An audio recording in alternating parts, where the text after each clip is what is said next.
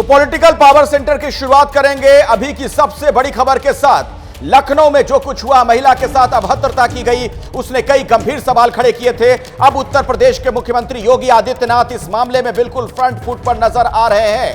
लखनऊ विधानसभा में योगी का बयान, लखनऊ के लफंगों के खिलाफ सीएम योगी अब बिल्कुल एक्शन मोड में हैं। गोमती नगर कांड को लेकर उन्होंने बयान दिया और कहा कि महिला सुरक्षा हमारे लिए सबसे बड़ा मुद्दा। कल की जो गोमती नगर की घटना है, उसके अपराधियों की सूची भी मेरे पास आई है। ये अपराधी हैं, पहला अपराधी है पवन यादव, दूसरा अपराधी है मोहम्मद अरबाज। ये सद्भावना वाले लोग हैं। अब इनके लिए सद्भावना ट्रेन चलाएंगे, इनके लिए बुलेट ट्रेन चलेगी, चिंता मत करो। और उस बुलेट ट्रेन की तैयारी की जा रही है। महिला सुरक्षा हमारे लिए सर्वोच्च महत्व रखता है। कोई खिलवाड़ करेगा तो उसका खामियाजा भुगतेगा। देखिए, लखनऊ के माथे पर कल जो कलंक लगा, उससे हर कोई ना सिर्फ हैरान है बल्कि परेशान भी है। पहले लोग सुनसान और अकेले जाने से डरते थे, अब लोग भीड़ से भी डर रहे हैं। लखनऊ कांड में 4 आरोपियों को पकड़ा जा चुका है, बाकियों की तलाश तेज है। देखिए रिपोर्ट।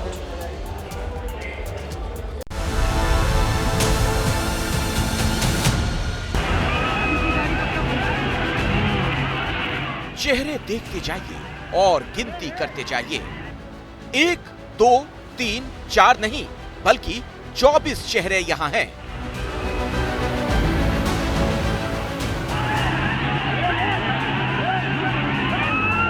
शर्म से पानी पानी कर देने वाली ये तस्वीर अदब के शहर कहे जाने वाले लखनऊ की है। लेकिन इस तस्वीर को देखने के बाद हर कोई यही कह रहा है कि काहे का अदब और काहे की तहजीब।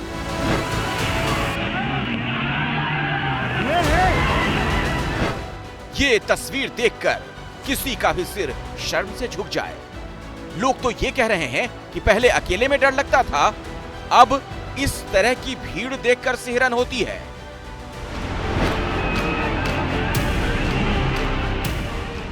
बाइक पर सवार होकर लड़की दोस्त के साथ जा रही थी।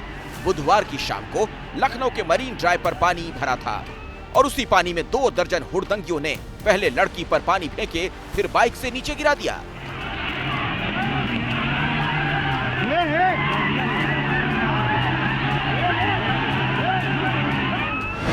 पूरी तस्वीर कैमरे में कैद होती रही।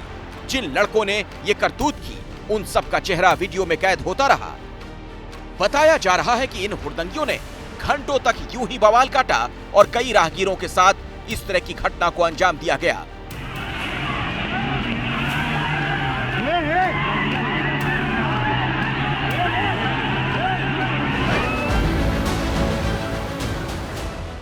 बाइक सवार वाला वीडियो वायरल हुआ तो सीएम दफ्तर एक्शन में आया। फिर धरपकड़ शुरू हुई। पुलिस ने गिरफ्तारी के लिए 3 टीमें बनाई हैं, जिन्होंने सुबह तक 4 लोगों को पकड़ा। साक्ष्यों के आधार पर जिन लोगों का चिन्हीकरण हुआ था, उसमें से 4 की गिरफ्तारी कर ली गई है, जिसमें मोहम्मद अरबाज, विराज साहू, पवन यादव और सुनील कुमार शामिल हैं। लगातार टीमें दबिश दे रही हैं गिरफ्तारी हेतु और जल्द ही इनको गिरफ्तार करके न्यायिक अभिरक्षा में भेजा जाएगा। शहर के पॉश इलाके की इस घटना ने तहजीब के शहर को शर्म से पानी पानी कर दिया। घटना ऐसी है कि पुलिस वालों को भी ड्यूटी में लापरवाही बरतने की सजा मिली है। 3 पुलिस अधिकारी हटा दिए गए, जबकि 5 को सस्पेंड किया गया। कल की जो गोमती नगर की घटना है, उस घटना में भी हम लोगों ने जवाबदेही तय की है। उसके अपराधियों की सूची भी मेरे पास आई है। ये अपराधी हैं, पहला अपराधी है पवन यादव, दूसरा अपराधी है मोहम्मद अरबाज। ये सद्भावना वाले लोग हैं, इनके लिए बुलेट ट्रेन चलेगी, चिंता मत करो। और उस बुलेट ट्रेन की तैयारी की जा रही है। महिला सुरक्षा हमारे लिए सर्वोच्च महत्व रखता है। कोई खिलवाड़ करेगा तो उसका खामियाजा भुगतेगा। आज ये मामला लखनऊ विधानसभा में भी उठा। विपक्ष का कहना है कि कानून व्यवस्था नाम की कोई चीज नहीं बची। शर्मसार करने वाला ये घटना थी। किस तरह से एक बेटी को जो जा रही थी उसको बाइक से उतार करके खींच करके कुछ मंचले और कुछ नहीं 17-18 लोग सबसे महत्वपूर्ण बात है कि मुख्यमंत्री आवास से कुछ कदम की दूरी पर विधानसभा का मॉनसून सत्र चल रहा है, हजारों पुलिसकर्मी यहाँ सुरक्षा में होंगे। कहाँ है पुलिस का इकबाल? कहाँ है उत्तर प्रदेश के मुख्यमंत्री जी जो जीरो टॉलरेंस की बात कर रहे हैं? क्या लॉ एंड ऑर्डर की पोजीशन है? क्या बेखौफ है ये मनचले?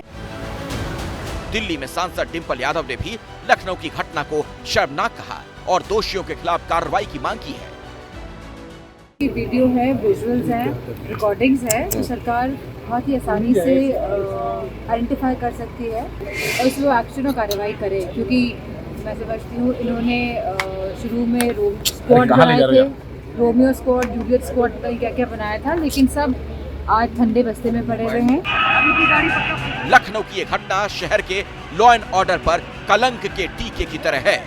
फिलहाल इस कांड के बाकी आरोपियों की तलाश हो रही है। देखिए, अभी तक 4 ही आरोपी पकड़े गए हैं, जबकि आरोपियों की संख्या 2 दर्जन के आसपास है। इस मामले में पुलिस वालों पर भी लापरवाही के आरोप लगे और उसके बाद सख्त कार्रवाई उनके खिलाफ भी की गई है। खाकी वर्दी वालों के खिलाफ भी लखनऊ में देखिए, जिन पर गाज गिरी है, प्रबल प्रताप सिंह है डीसीपी पूर्वी लखनऊ के हैं, अंशु जैन है एसीपी हैं गोमती नगर के, और अमित कुमावत एडीसीपी पूर्वी लखनऊ के, इनके खिलाफ कार्रवाई की गई है। इन तीनों के अलावा 5 पुलिस वाले सस्पेंड भी किए गए हैं। इनके नाम आपके सामने हैं। दीपक पांडे हैं आप इंस्पेक्टर गोमती नगर, ऋषि विवेक चौकी इंचार्ज, कपिल कुमार दारोगा, धर्मवीर सिपाही, वीरेंद्र कुमार सिपाही, इन सभी को निलंबित कर दिया गया है।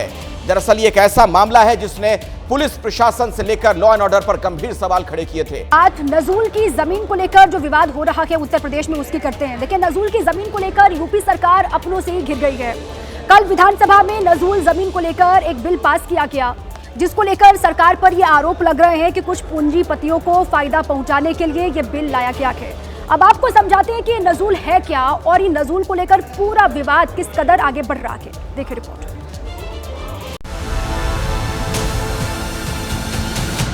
नजूल की जमीन सरकार की थी, सरकार की है, तो आप तो उसमें किसी न किसी तरीके से एक्यूपेंट है ना। जो फ्री होल्ड हो चुके हैं उन पर ये रूल कैसे अप्लाई होगा, ये 2 बात का जवाब भी और आ जाएगा। बुधवार को यूपी विधानसभा में नजूल भूमि विधेयक पर गर्मागर्म बहस हुई और विपक्ष के साथ ही सत्ता पक्ष के भी कुछ विधायकों ने इस पर सवाल उठा दिया। स्कूल बने हैं या जो भी सरकारी संस्थान बने हैं, क्या आप उनको भी खाली करा देंगे? जिन लोगों ने अपनी किस्त जमा की है वो किस्त देने से इनकार नहीं कर रहे हैं। सरकार ने किस्त लेने से मना किया है, इसलिए उनकी भूमि को फ्री होल्ड करना ही चाहिए। आखिर नजूल भूमि विधेयक क्या है जिसको लेकर यूपी में अपनों के ही निशाने पर सरकार आ गई? पहले उसे जानिए। ब्रिटिश शासनकाल के दौरान अंग्रेजों के खिलाफ जो आंदोलन करते थे उनकी जमीनों को जब्त कर लिया जाता था। अंग्रेजों के खिलाफ लड़ाई करने वाले लोग या तो छिप जाते थे या फिर अंडरग्राउंड हो जाते थे और उनकी जमीनों को अंग्रेज कब्जा कर लेते थे।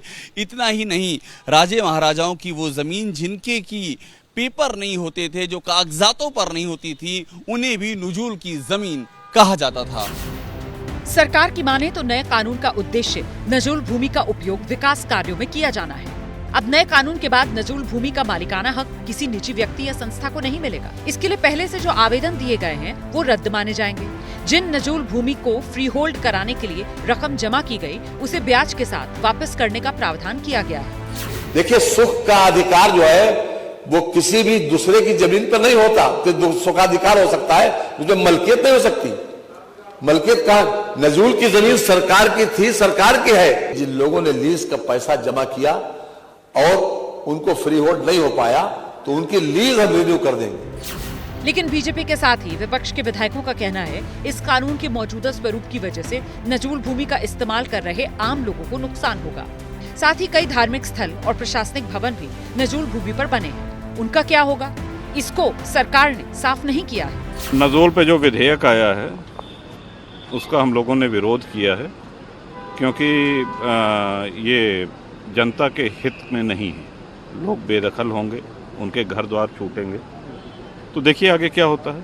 कहा गया है कुछ उसमें सुधार करने के लिए। विधानसभा में कल राजा भैया ने तो इस पर सवाल उठाए ही प्रयागराज से आने वाले बीजेपी के विधायकों ने भी सरकार को घेरा। बीजेपी विधायक सिद्धार्थनाथ सिंह और हर्ष वाजपेयी ने इस मामले में सरकार को सुझाव दिया। उनका कहना है कि जो लोग पीढ़ी दर पीढ़ी ऐसी जमीनों पर रहते आ रहे हैं, उन्हें नवीनीकरण की सुविधा दी जानी चाहिए। गौरतलब है प्रयागराज में बहुत संख्या में लोग नुजूल की जमीनों पर रहते हैं। वहीं सदन में सरकार को घेरते हुए विपक्ष ने कहा, इस विधेयक से गरीबों के घर उजड़ जाएंगे और पूंजीपतियों को ही फायदा मिलेगा। और इस बीच अभी की बड़ी खबर मैं आपको बता दूं, ये जो नजूल संपत्ति विधेयक है ये फंसता हुआ नजर आ रहा है और उसके पीछे वजह यह है कि प्रवर समिति को इसे भेजने की सिफारिश कर दी गई है, तो विधान परिषद में यह बिल अब फंसता हुआ दिख रहा है। और खबर यह भी कि भूपेंद्र चौधरी ने बिल पर आपत्ति जताई है, जो कि वहां प्रदेश अध्यक्ष हैं बीजेपी के। तो आपको एक बार फिर से बता दें, अभी की बड़ी खबर, अब इसमें बदलाव की गुंजाइश होगी। मैं सीधे आपको लिए चलता हूं, अभिषेक उपाध्याय मेरे सहयोगी इसी खबर पर अधिक जानकारी के साथ जुड़ गए हैं। तो ये बिल क्यों फंसा अभिषेक, ये तो खबर है, लेकिन इसमें एक चीज और मुझे नजर आ रही है कि अगर भूपेंद्र चौधरी की तरफ से ही इस पर सवाल खड़े कर दिए गए हैं, जो कि वहां प्रदेश अध्यक्ष हैं, तो सरकार और संगठन में विवाद वाली बात जो चल रही थी वो तो और ज्यादा फिर बढ़ती हुई दिख रही है। देखिए अखिलेश, इस समय की सबसे बड़ी खबर है, ये बिल विधानसभा से पारित हुआ था, उसके बाद विधान परिषद में गया था और वहां पर जब ये बिल गया तो खुद भूपेंद्र चौधरी जो यूपी बीजेपी के अध्यक्ष हैं, विधान परिषद के सदस्य एमएलसी हैं, उन्होंने खड़े होकर के कहा कि इसको प्रवर समिति को भेजा जाए। और प्रवर समिति को भेजने की मांग चल रही थी। बाकायदा विधानसभा में जो विरोध हो रहा था, विपक्ष विरोध कर रहा था, बीजेपी के अपने ही एमएलए विरोध कर रहे थे, लेकिन उनका विरोध वहां नहीं सुना गया, वहां पर बिल को पास कर दिया गया। लेकिन यहां खुद बीजेपी के प्रदेश अध्यक्ष भूपेंद्र चौधरी खड़े हुए और उन्होंने कहा ये सबकी राय है, सबकी सहमति है कि इसको ऐसे पास नहीं किया जा सकता है, इसको प्रवर समिति को भेजा जाए। और उसके बाद प्रवर समिति को भेजने के लिए राजी हुई विधान परिषद में और बाकायदा ये हुआ कि अगले 2 महीनों में प्रवर समिति का गठन किया जाएगा, उसको भेज दिया जाएगा। तो ये बड़ा घटनाक्रम है और ये बताता है कि सरकार बनाम संगठन जो लगातार चल रहा है, संगठन ने आज फिर अपनी शक्ति का परिचय दिया है और ये बताया है कि बिल्कुल ठीक है। अब इसको लेकर प्रतिक्रियाओं का दौर किस तरीके से आगे बढ़ता है अभिषेक, उस पर लगातार रहेगी हमारी नजर। बहुत बहुत शुक्रिया आपका पूरी जानकारी के लिए। इसी बीच एक और बड़ी खबर आपको हम बता दें। देखिए बड़ी जानकारी, बड़ी खबर इस वक्त की यह है कि सीएम योगी आदित्यनाथ ने लखनऊ विधानसभा में बड़ा बयान दिया है। उन्होंने ये कहा है कि सरकार भी चलती रहेगी और बुलडोजर भी चलता रहेगा और इसी के साथ ही तमाम तरह की जो अटकलें चल रही थी उन पर विराम सीएम योगी आदित्यनाथ ने लगा दिया है।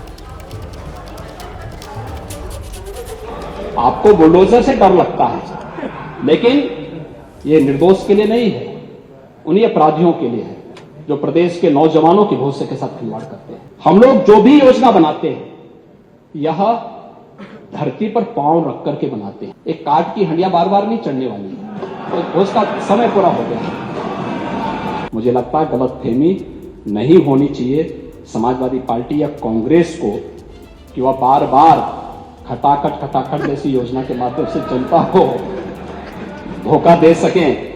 लेकिन मैं आपसे कह सकता हूं कि सरकार चलेगी, मजबूती के साथ चलेगी, प्रदेश के अंदर ट्रांसफॉर्म करने के अपने अभियान को आगे बढ़ाएगी। प्रदेश के अंदर खिलवाड़ करने की किसी को जरूरत नहीं होगी। खबर देश के नए संसद भवन से जुड़ी हुई है। पहली बारिश ऐसा लगता है कि यह बिल्डिंग झेल नहीं पाई और ऐसे में विपक्ष अब सरकार को घेर रहा है। 1200 करोड़ की लागत से यह जो संसद भवन तैयार हुआ उस पर करप्शन के आरोप तक विपक्ष की तरफ से लगाए जा रहे हैं।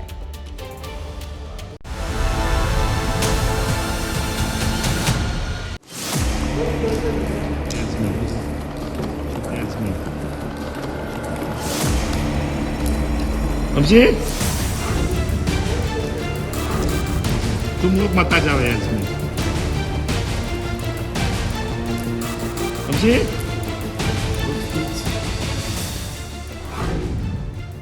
19 सेकंड के इस वीडियो ने विपक्ष को मोदी सरकार पर हमले का हथियार थमा दिया है।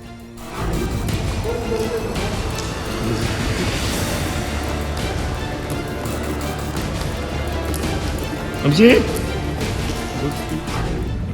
संसद की छत से पानी टपक रहा है और नीचे नीले रंग की बड़ी सी बाल्टी में पानी जमा हो रहा है।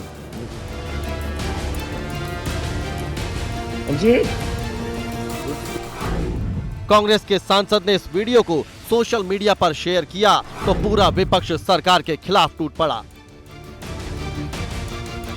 तुम लोग मत आ जाओ यार।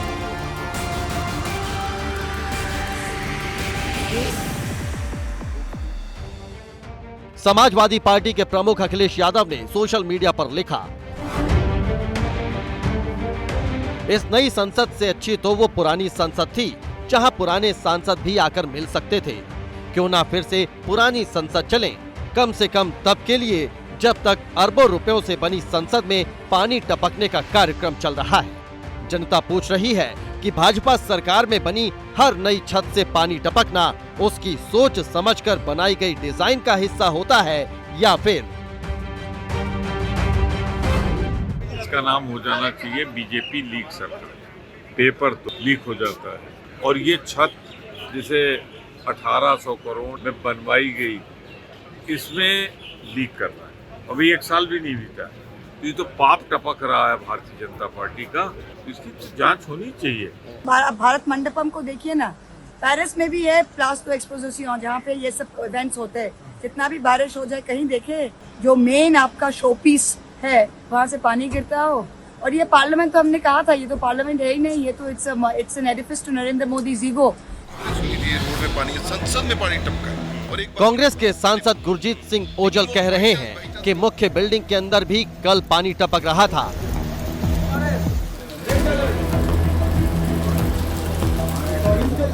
देखिए ये पहली बार नहीं 2-3 बार हो चुका है। या उसके बिल्कुल बाहर जो जहाँ से गैलरी है सिर्फ एमपी वहाँ रहते हैं जी। दूसरा कोई प्रेस वाला नहीं जा सकता। वो बिल्कुल स्पीकर साहब के बिल्कुल जो सीधा द्वार है ना, स्पीकर जहाँ से स्पीकर बैठते हैं बिल्कुल सीधा द्वार है, वहाँ पर पानी टपका है। बुधवार की शाम को दिल्ली और एनसीआर में भारी बारिश हुई। हाल ये हो गया कि संसद के बाहर भी पानी भर गया। फिलहाल संसद में पानी भरने के मुद्दे पर सियासत गर्म है। सवाल ये है कि दिल्ली की बारिश को महज साल भर पहले बनी नई संसद की बिल्डिंग क्यों नहीं झेल पा रही है।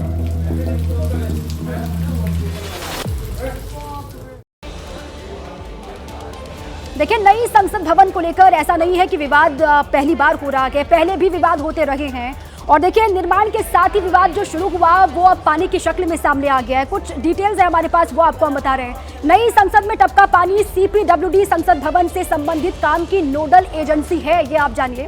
और इसके अलावा नई संसद की इमारत के वास्तुकार हैं बिमल पटेल। और इसके बाद आगे आपको जानकारी दें, HCP design planning and management private limited design सलाहकार है नई संसद भवन का। और नई संसद का निर्माण टाटा प्रोजेक्ट लिमिटेड ने किया है, ये आप जानते हैं। इसके अलावा आगे बढ़ते हुए त्रिकोणीय डिजाइन उपलब्ध स्थान का अधिकतम उपयोग करने के लिए। और साथ ही आपको जानकारी दें कि उद्घाटन अशोक स्तंभ सिंगोल डिजाइन ड्रेस पर विवाद पहले भी होता रहा है और ये विवाद थमने का नाम नहीं ले रहा है। सीधे आपको लिए चलते हैं अखिलेश के पास। और दिल्ली में जो कल बारिश हुई उसने एक तरीके से पूरे सिस्टम की पोल खोल कर रख दी है। और सोचिए जरा, कहीं अगर ये मानसून नहीं होता तो ये पता ही नहीं चलता लोगों को कि हमारे जो हुक्मरान हैं आखिर किस तरीके से सब कुछ चला रहे हैं, दिल्ली चला रहे हैं। गड्ढे की वजह से, नाले में पानी भर जाने की वजह से मां बेटे की मौत हो गई और कहीं सड़क पर बड़े बड़े गड्ढे नजर आने लगे।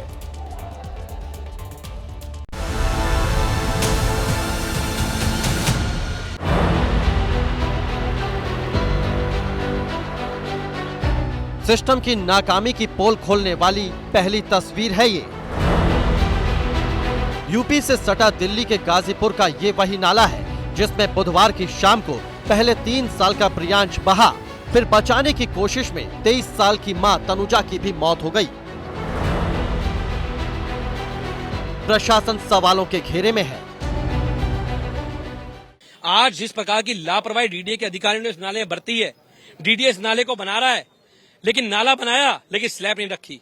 आप सोचिए, सबको पता है दिल्ली में मानसून चल रहा है, बारिश में पानी जल भराव होता है, उनको यहाँ स्लैब रखनी चाहिए थी। आप डीडीए के अधिकारियों को सस्पेंड करने का काम करिए। मैं फिर कह रहा हूँ, अगर एलजी साहब ने काम पहले किया होता तो इन माँ बेटे की जान नहीं जाती।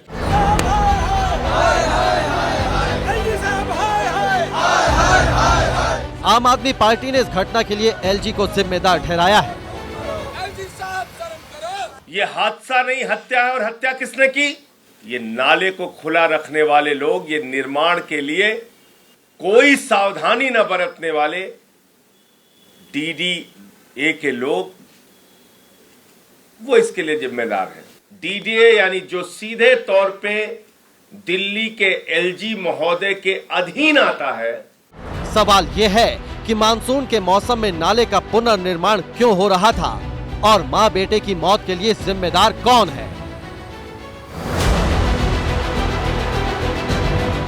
दिल्ली में नाकारे सिस्टम की पोल खोलने वाली ये दूसरी तस्वीर उसी ओल्ड राजेंद्र नगर इलाके की है, जहां शनिवार को यूपीएससी की तैयारी करने वाले 3 छात्रों की जान चली गई। पानी का जो हाल उस दिन था, वही हाल कल भी इस इलाके में देखने को मिला। इन तस्वीरों में देख सकते हैं कि कैसे सड़क पर घुटनों तक पानी भरा हुआ है। ये हाल तब है जब देश में इस कांड को लेकर बवाल मचा है। अब ये अगली तस्वीर देखिए। बुधवार की शाम को जो बारिश हुई, उसमें दिल्ली की एनसीआर की मानो सांस फूल गई।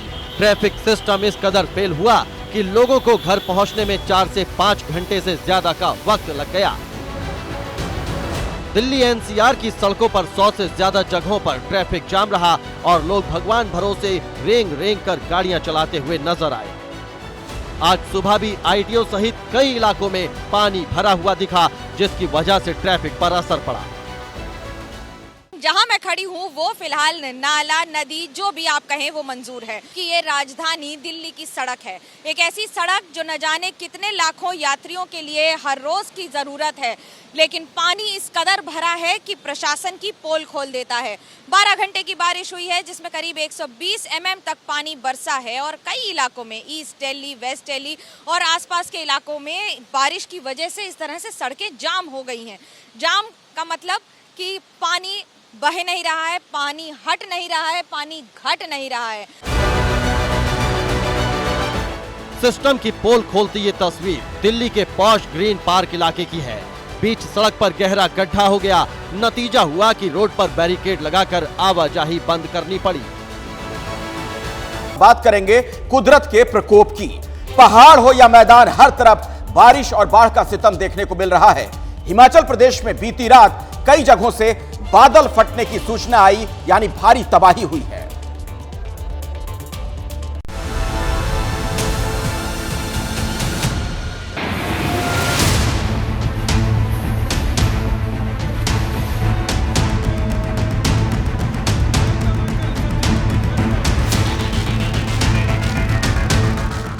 ये किसी फिल्म का सीन नहीं, हिमाचल प्रदेश के कुल्लू की ताजा तस्वीर है।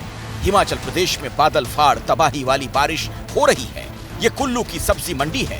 पूरी की पूरी बिल्डिंग पलक झपकते ही वर्तमान से इतिहास बन गई। खत्म अंकल, सब्जी मंडी खत्म। ये तो बस एक तस्वीर है। हिमाचल में बारिश, बाढ़ और बर्बादी लेकर आई है। ओ भगवान, चलो जाओ, अब कुल्लू की एक और डरावनी तस्वीर देखिए, जिसमें मलाणा पावर प्रोजेक्ट को बड़ा नुकसान हुआ। प्रशासन ने लोगों को अपने घर खाली कर सुरक्षित जगहों पर जाने के लिए कहा है। पार्वती नदी का जलस्तर भी खतरे के निशान से ऊपर बढ़ गया है।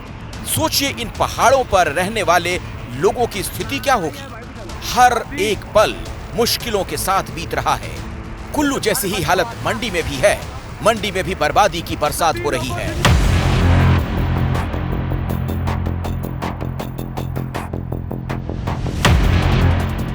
व्यास नदी का जलस्तर भी लगातार बढ़ रहा है। मंडी जिले के ऐतिहासिक पंचवक्त्र मंदिर तक पानी पहुंच गया। भगवान शिव को समर्पित पंचवक्त्र मंदिर त्रिलोकीनाथ मंदिर के नाम से भी जाना जाता है। ये पंचवक्त्र मंदिर की मैं आपको इस वक्त तस्वीरें दिखा रही हूँ। ये वही पंचवक्त्र मंदिर है जो थोड़ी देर पहले जहाँ पर पानी पूरी तरह से आ चुका था। हालांकि अभी जो अपडेट है वो ये है कि पानी थोड़ा सा कम जरूर हुआ है। मंडी के पंडोह डैम से पानी छोड़ा गया है। बाजारों को खाली करा दिया गया है। हर तरफ मलबा बिखरा पड़ा है। व्यास नदी के रास्ते में इस वक्त जो कुछ आ रहा है वो बहता चला जा रहा है। एनडीआरएफ के जवान स्थानीय लोगों की मदद से देवदूत बनकर मलबे की सफाई कर रहे हैं। फंसे हुए लोगों के लिए तलाशी अभियान चला रहे हैं। मृतकों की बॉडी बाहर निकाल रहे हैं। फिर हम तो वहाँ जाके पड़े थे, रास्ते में गए पड़े थे, साइड में जाके पूरी रात हम वहीं पर काटी। इस तस्वीर में देखिए कैसे मंडी में पुल के बिल्कुल पास तक पानी पहुंच गया है। पानी जिस तरह से आगे बढ़ रहा है उसने खतरे को कई गुना बढ़ा दिया। अब मंडी से शिमला चलते हैं। शिमला हिमाचल प्रदेश की राजधानी है। यहाँ से इस तस्वीर को देखिए कैसे शिमला में पेड़ गिर गया और नीचे खड़ी कार तहस नहस हो गई। शिमला को जोड़ने वाली मुख्य सड़क को भी बंद करना पड़ा है। रास्ते में गिरे पेड़ों को कटर की मदद से काटा जा रहा है, जिसमें काफी वक्त लग रहा है। शिमला में बादल फटने से 2 दर्जन लोगों के लापता होने की खबर है। आला अधिकारी मौके पर पहुंचे हुए हैं। सड़क और इसमें पड़े निशान गवाही दे रही हैं कि शिमला में कैसी तबाही हुई। सड़कों पर दरार आ गई, सड़कों के किनारे लगी रेलिंग भी टूट गई। हिमाचल प्रदेश में हुई इस तबाही पर पूरा देश एकजुट है। सुक्खू सरकार के साथ केंद्र की भी नजर है। डिप्टी कमिश्नरों को आदेश दे दिए गए हैं। सब घटना स्थल पर डिप्टी कमिश्नर पहुंच गए हैं। एसडीआरएफ की टीम पहुंच गई है, एनडीआरएफ की टीम पहुंच गई है। सभी से हमारी बातचीत हुई।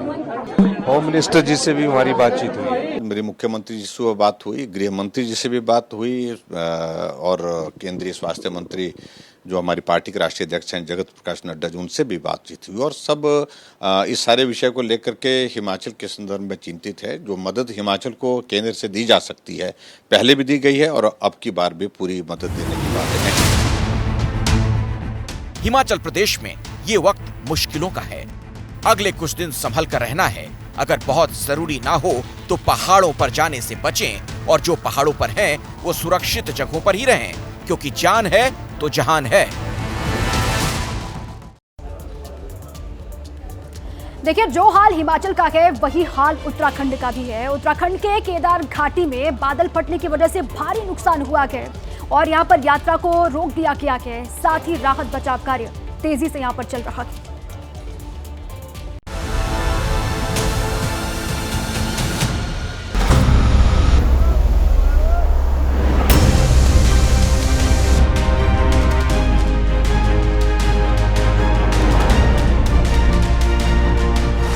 पहाड़ों पर बारिश से हाहाकार मचा है। केदारनाथ यात्रा पैदल यात्रियों के लिए रोक दी गई। कुदरत जमकर कहर बरपा रही है। केदारनाथ पैदल यात्रा मार्ग में 2 पुल थे, लेकिन अब उनका नामोनिशान मिट गया है। ये रास्ता केदारनाथ धाम जाने का है। यहाँ भक्तों की लंबी लंबी लाइनें लगती हैं, लेकिन इस वक्त यहाँ सिर्फ मलबा बिखरा पड़ा है। दरअसल केदारनाथ पैदल यात्रा मार्ग के भीमबली में बादल फट गया, जिससे यात्रा के अहम पड़ाव गौरीकुंड और सोनप्रयाग में बड़ी तबाही हुई। पैदल मार्ग पर कई दुकानें आपदा की भेंट चढ़ गई। रस्सी के सहारे जंगल के रास्ते लोगों का रेस्क्यू किया जा रहा है। एनडीआरएफ, एसडीआरएफ की टीम मुस्तैद है और लोगों को सुरक्षित स्थान पर पहुंचा रही है। सोनप्रयाग में केदारनाथ हाईवे का 100 मीटर हिस्सा मंदाकिनी नदी में बह गया। समय हम सोनप्रयाग में मौजूद हैं। आप देख सकते हैं ग्राउंड जीरो से एबीपी न्यूज आपको रिपोर्ट दिखा रहा है कि किस प्रकार से सोनप्रयाग गौरीकुंड के बीच जो राजमार्ग है वह 100 से 120 मीटर तक पूरी तरह धंस चुका है। सुबह 7 बजे से रेस्क्यू अभियान शुरू हुआ था और करीब 800 से 1000 यात्री अब तक निकाले जा चुके हैं। ऐसे ही हालात उत्तरकाशी के हैं। उत्तरकाशी के बिष्णुपुर में लैंडस्लाइड की वजह से नेशनल हाईवे पूरी तरह बंद हो गया। जेसीबी की मशीनें लगी हुई हैं। लोगों को भारी परेशानी का सामना करना पड़ रहा है। उत्तरकाशी गंगोत्री राजमार्ग लैंडस्लाइड के बाद से बंद है। तस्वीरें आप लगातार देख रहे हैं कि किस तरीके से जेसीबी की मशीन से की मदद से इसे खोला जा रहा है। कहाँ जाना था, कहाँ से आए हैं? पानीपत हरियाणा। पानीपत हरियाणा से गंगा जल लेने आए थे। हाँ। आप बताइए कहाँ? सोनीपत से आए जी। अच्छा। सोनीपत से। कैसे कटी रात, कहाँ कटी रात? बस यही गद्दे बिछा के बाहर रोड पे बैठे हैं। अच्छा। मच्छरों में। हम वहाँ से यहाँ तक आए, इतने में सारा आ गया। ये पूरा पहाड़ सा बन गया था। केदारनाथ की ही तरह उत्तराखंड के गंगोत्री धाम के भी हालात खराब हैं। गंगोत्री धाम में बर्बादी का तांडव मचा है। ये जिस जगह पर मैं मौजूद हूँ, जहाँ आपको बड़े बड़े पत्थर नजर आ रहे हैं, दरअसल यहाँ पर आरती का घाट हुआ करता था। यहाँ पर आरती हुआ करती थी दूर दूर तक, जहाँ तक आप नजर दौड़ाएं तो यहाँ पर शाम की गंगा आरती हुआ करती थी। लेकिन कुछ दिन पहले बहाव इतना ज्यादा आया कि नदी का पूरा पानी भीतर की तरफ आ गया। जितनी भी यहाँ पर दीवारें थी वो तोड़कर नदी ऊपर की तरफ बही, मंदिर के परिसर तक पानी आ गया और ये पूरा जो घाट तैयार किया गया था वो तहस नहस हो गया। ऐसा नहीं कि तबाही सिर्फ गढ़वाल मंडल में ही मची है, बल्कि कुमाऊं मंडल भी जल का तांडव झेल रहा है। ये तस्वीर ऐतिहासिक जागेश्वर धाम की। अल्मोड़ा में स्थित इस धाम में सावन के महीने में भक्तों की भारी भीड़ लगती है। बड़े मेले का आयोजन होता है, लेकिन बारिश ने सब बर्बाद कर दिया। भारी बारिश से जटागंगा नदी उफान पर, पैदल पुल बह गया।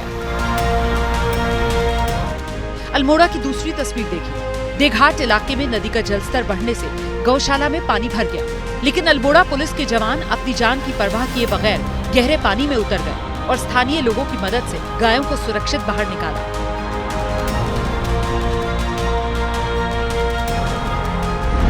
उत्तराखंड में हो रही बारिश पर प्रशासन की नजर है। खुद सीएम पुष्कर सिंह धामी एक्शन में है। अभी हमारे जिलाधिकारी मौके पर हैं, सभी सहायता कार्यों पर लगे हैं।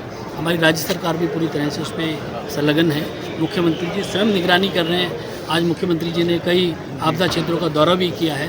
हमारी जो केंद्र सरकार की एजेंसी है वह भी पूरी तरह से सहायता कार्यों में लगी है।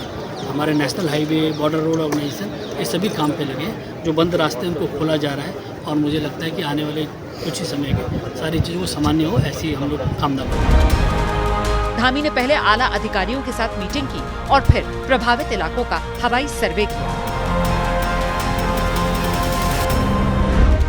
उत्तराखंड में आने वाले दिन खतरे वाले हैं। मौसम विभाग ने कई इलाकों में भारी बारिश की चेतावनी दी है। इसीलिए उत्तराखंड में इस वक्त सावधानी ही एकमात्र बचाव है।